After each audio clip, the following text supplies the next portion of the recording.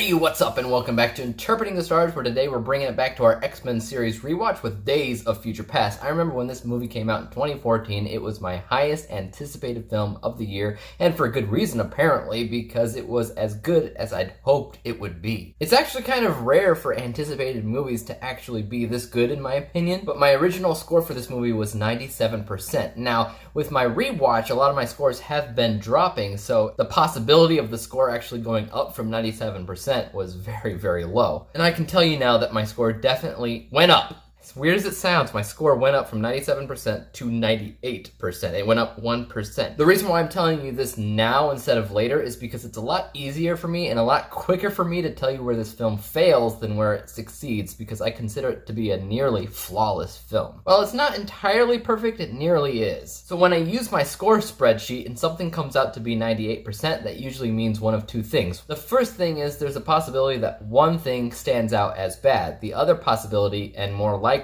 is that two things just could have been done a little bit better. And that is the fact here for Days of Future Past. There are two things in this movie that I consider could have been done a little bit better, and that's why it was rated 98%. The first problem that this film runs into is the introduction of the film, which does a very, very good job actually getting you acquainted with the setting of the film, the setting of the future rather, where Professor X calls it a dark and desolate world, which it is, very much so. But where it actually finds fault is introducing you to the characters that you see in the beginning of the movie. You don't really know who they are unless you've seen the other movies. It really does depend on older films for introducing those characters. If you've just seen this movie, you don't know who they are, you don't know their name, all you really know is maybe their powers when they use them. Also, what the beginning of this movie seems to have is a ton of exposition. So much so that it feels like you missed a movie. Like they need to explain a ton of stuff just to get you to understand what the heck is even happening. When this movie begins, you're like, what the heck?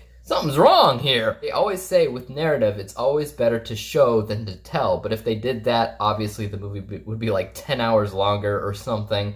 So the exposition was needed, but at the same time, I feel like there should have been another movie squeezed in there somewhere. And I think there was supposed to be. I feel like this was supposed to be the third film in a trilogy, and producers were like, that sounds awesome. We should do that right now. All we have to do is just kind of explain away what happened up to that point. Exposition. But again, it's not a terrible introduction, it's just one thing that they could have done slightly better. Another issue that I found with this film was the story depth. Obviously, you do feel the bones of something meaningful in this movie, especially when it comes down to James McAvoy's performance. He does amazing in this movie. Kind of in the same way that Michael Fassbender did amazing in First Class, and I would even argue he did amazing in Apocalypse as well. James McAvoy's performance excels in this film specifically. You feel his emotion, you understand where his character is coming from. He definitely has the narrative significance of the main character, even though Wolverine has the narrative focus of the main character. What that basically means is that Professor X has the emotional connection. He has the personal stake when it comes down to the story at hand. He needs to work out his own problems before they can fix the overall story that is affecting everybody else. However, the focus of the film is definitely on fan favorite Hugh Jackman as Wolverine. I get it, we all like to see Hugh Jackman in this role. I do too, but you don't feel an emotional connection with his character. He's just there to be there. He's just there to be Wolverine. If there was more pull and focus on Professor X's character, I feel like this score would have been higher, like 1% higher to 99%.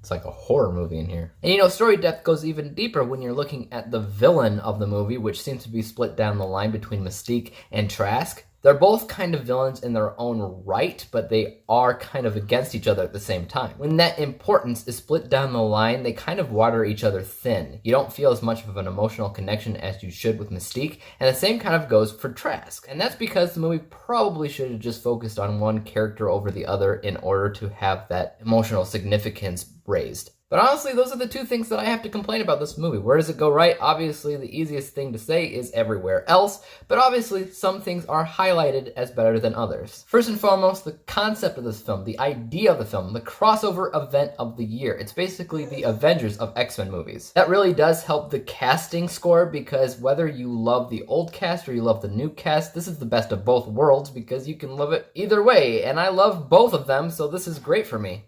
Also, the performances, like I said, are beyond amazing, especially because of James McAvoy. His performance affects everybody that he runs into. It affects Jennifer Lawrence's performance. It affects Michael Fassbender's performance. It affects Hugh Jackman's performance. It affects Nicholas Holt's performance. It affects everybody, and that's how brilliant the acting is to this film. And it can only do that because the chemistry is there, right? He really does work well off of all these different people. I even gave writing a perfect score because there's a lot of emotionally driven speeches in this film that you feel when you watch. It's really kind of powerful. Also, this is one of the most entertaining movies from even a technical level. You have a good time while watching, but it's also definitely one of the most rewatchable X-Men movies out there.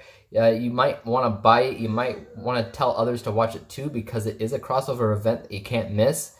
And it constantly feels like you might miss something if you look away. That all goes into how entertaining it is. And also in general, this has one of the most emotionally satisfying finales I've seen in any movie, and that's taking into consideration Endgame, which also had something similar. I'd actually say this movie gave me more goosebumps when watching the end of the movie than Endgame did. Some people might argue with me on that front, but it is what it is. There is so much to love about this movie. There really, really is. It's actually one of my favorite superhero movies as a whole. But yeah, 98%, nearly perfect, not completely there, but almost. Guys, tell me what you thought about Days of Future Past in the comments down below. Did you love it? Is it the best X-Men movie out there? Let me know. As for YouTube, you know what to do. Subscribe to me, hit that like button, hit the bell to be notified when I come out with my next review. And until then, peace out!